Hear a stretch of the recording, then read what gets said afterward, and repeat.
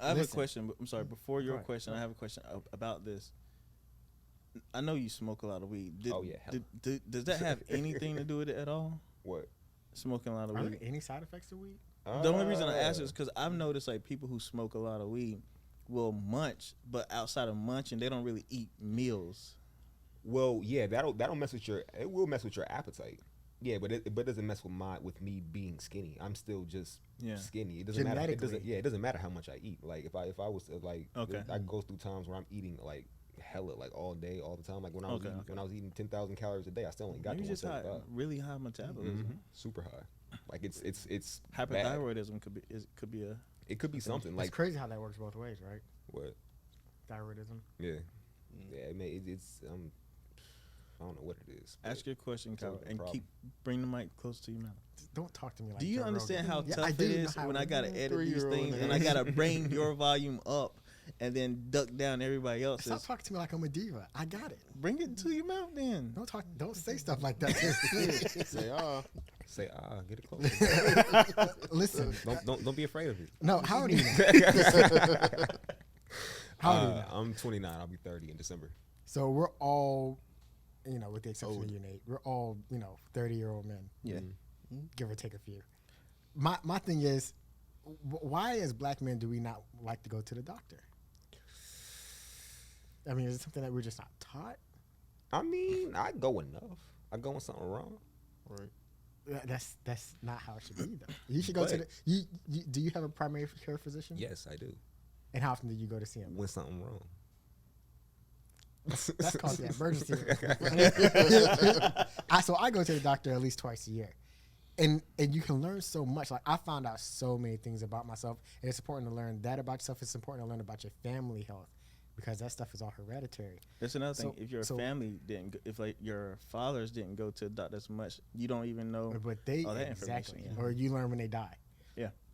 So I say all that because it's like we need to start getting our prostates checked. As I know the stigma behind it, but it's not like that anymore. They don't even use their finger anymore. They use a tongue. Whoa. Tongues, multiple for samples. You need to get your cholesterol checked. So I mean, you do all this. I've had all that stuff checked though. So do you ask your doctor like? Except for the prostate. I mean, because we can talk about mental things. How are you mentally like? Oh, well, that type of stuff. Yeah, I actually had to go through like I don't know if my mom's ever talked to you if y'all ever had this conversation. Not this, no. But yeah, a few years ago I went to a psychologist and stuff like that, and I found out that I might be quote unquote like on the spectrum. I think I remember you telling me this. But I don't believe that shit. I don't believe that shit because I don't think you are. How am I this high functioning? Yeah, I mean that's kind of weird. That's why it's called a spectrum. It's weird. I don't like the that. spectrum thing. But like because they say it's a spectrum, but then they was like I asked them because I went home and did my own research and shit. So I was like, so Asperger's. And they were like, "Nah, you're autistic, sir." And I was like, "No, that can't kind be of right. bullshit. Like, kind of that can't be right."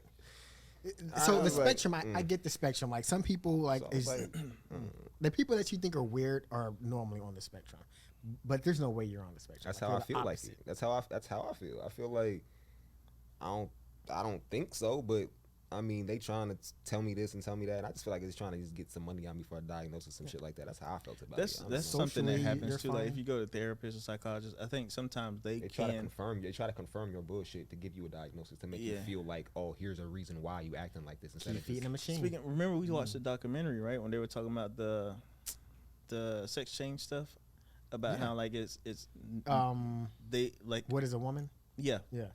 About like therapists and stuff trying to confirm.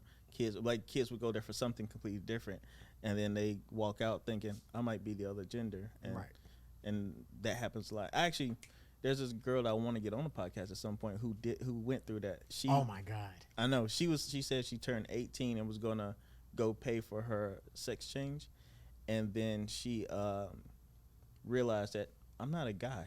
I may feel tomboyish and stuff, but I'm not a man.